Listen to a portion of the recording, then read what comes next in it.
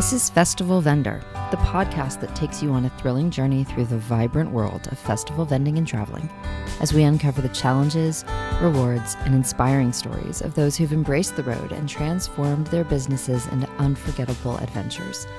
Welcome back, fellow vendors. I'm your host, Raven. In this episode of Festival Vendor, we're going to cover the essential equipment you'll need to get started with your vending business and take it on the road. From tents to tables and everything in between, we've got you covered. Before we jump in, let me share a personal experience with you.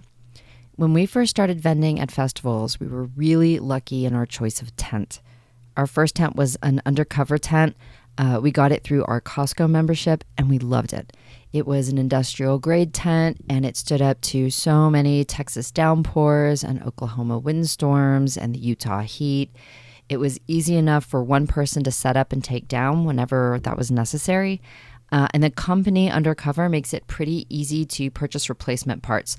I am not affiliated with them in any way, unless they want to love me, in which case I love you, Undercover Tents. But I just want you guys to know that was our honest experience with that particular tent. So we had the tent element covered, but pretty much all the rest of our equipment has changed since then. As we gained experience, we learned the value of investing in quality equipment and planning ahead. It made all the difference in creating a professional and successful vending experience, or, sort of having a total nightmare. Let's start with the first piece of essential equipment, a tent or canopy. Whether you're at an outdoor market or even some indoor markets, a tent is a must.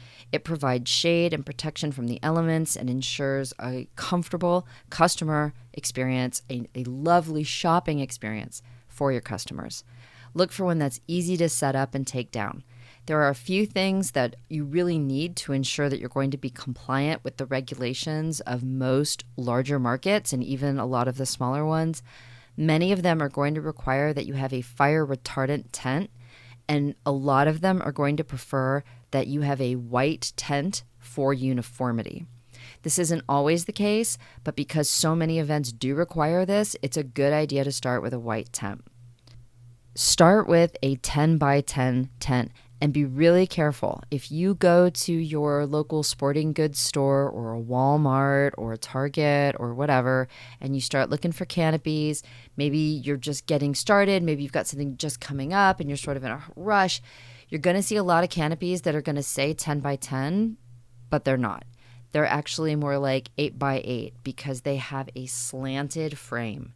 And you don't want that. You want a straight-legged 10 by 10 tent that's going to give you every inch of that 100-foot square space. So be really, really careful. Invest in the highest quality tent that you can afford. It is going to be your home base for all of your events.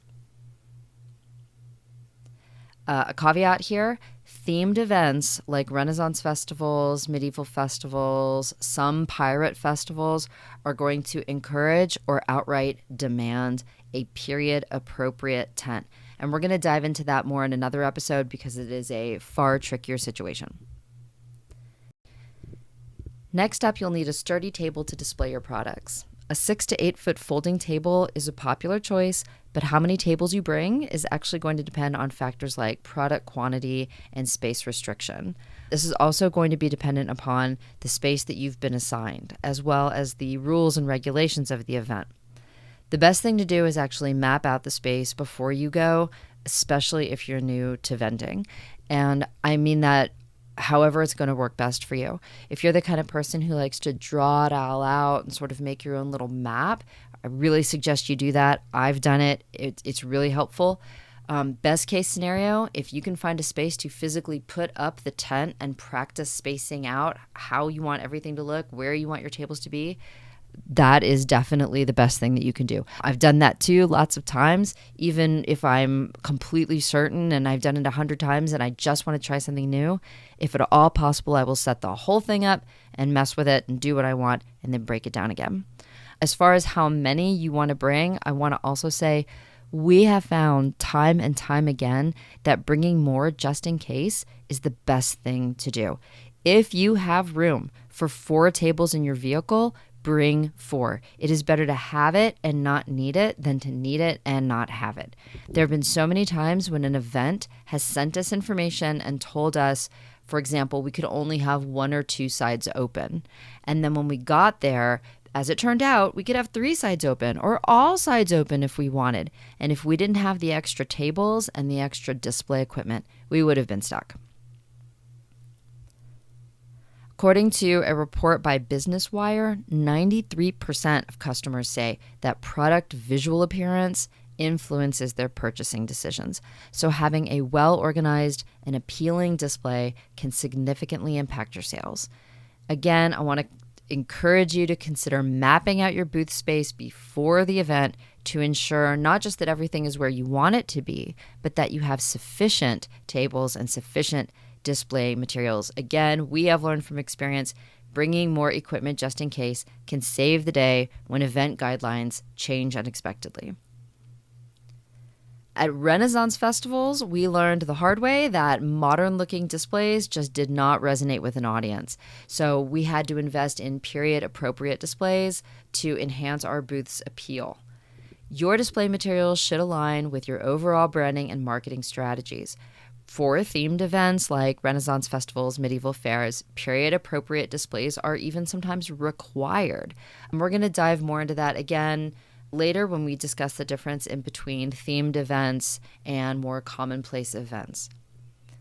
In addition to aesthetics, consider the weight and size of your display materials, especially if your vehicle space is limited. Planning everything ahead of time will give you a feel for setup and the takedown. It's going to ensure a smooth experience. As far as your display materials go, you're going to need things like tablecloths, shelves, or racks to display your products. These can be purchased or they can be made at home. You can often find really great display pieces at thrift stores or in your local community. Facebook Marketplace is an excellent resource for this. The display materials that you use need to be directly linked to your overall branding and marketing strategies. So, for example, one of our businesses has a relatively rustic look and feel. So all of our displays are wood only, and they're supplemented by things like wicker baskets and natural fibers. Another one of our businesses is far more modern, and so we use a lot of metal and plastic displays in that case. It's important that your displays don't just match your branding, but are also relatively easy to pack up and put away, sometimes quickly when necessary. Another thing to consider when you think about your display materials is their size and weight. And again, all of this is going to depend on the size of your vehicle.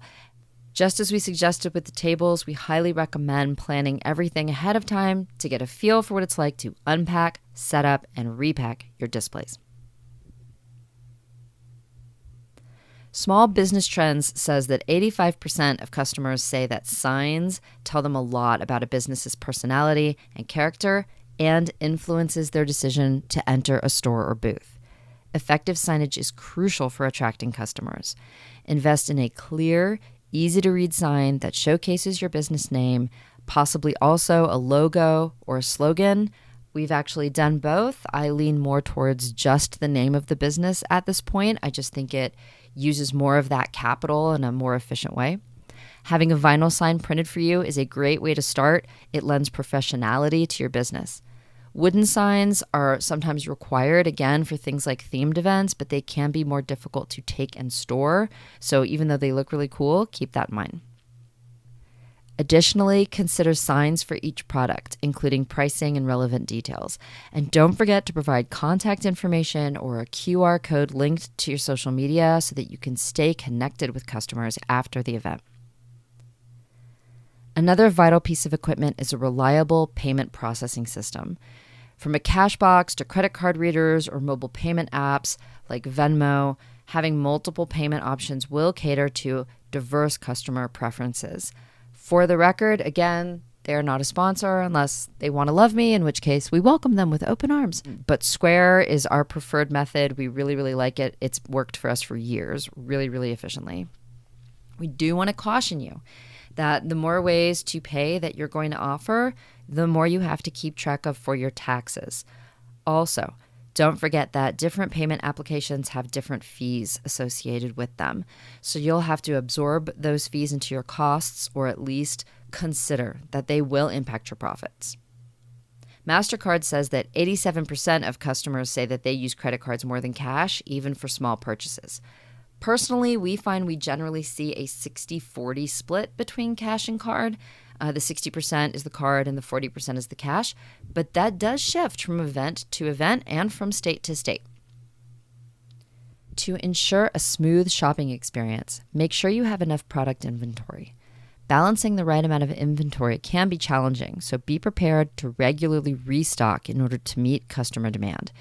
This, of course, leads to another really big question, which is how much should you take? Some people have a real calculus for how many products to take, but this is really going to depend on what you sell and where you're selling. To some degree, this is information that you won't have until you start doing events, which is why in our previous episode, we recommend that you're very deliberate in your after-event assessments. For those of you who are just getting started, the best advice is to take as much as you can. The same rule applies here as it did before. It's better to have it and not need it than to need it and not have it. Transportation is also a key consideration for on-the-road vendors. Choosing a vehicle that is reliable and versatile to carry your products and equipment efficiently. And this can include a car, a van, a trailer, a combination of these things. This is also something that we're going to cover more in depth in another episode because this is a huge part of being a vendor, especially an on-the-road vendor. You're going to need something reliable and you're going to need something versatile. We've been really successful with everything from a tiny Kia sedan to the largest SUV that Ford makes. But for us, the vehicle struggle continues to be real, so it's a huge, huge part of what you're going to do. Americans are spending more time on the road than ever, with the average age of vehicles reaching an all-time high, not to mention the cost. Remember, investing in quality equipment and planning ahead will set the foundation for a successful vending business. So whether you're just getting started or expanding your journey, make sure you have all the necessary equipment to showcase your products and attract customers to your booth. That concludes this episode of Festival Vendor. We hope you found our insights and experiences helpful as you equip your vending business for success. Stay tuned for more as we continue to share invaluable tips, inspiring stories, and personal anecdotes from the festival vending and traveling world. Thanks for joining us, and until next time, happy vending, safe travels, and we'll see you at the fair.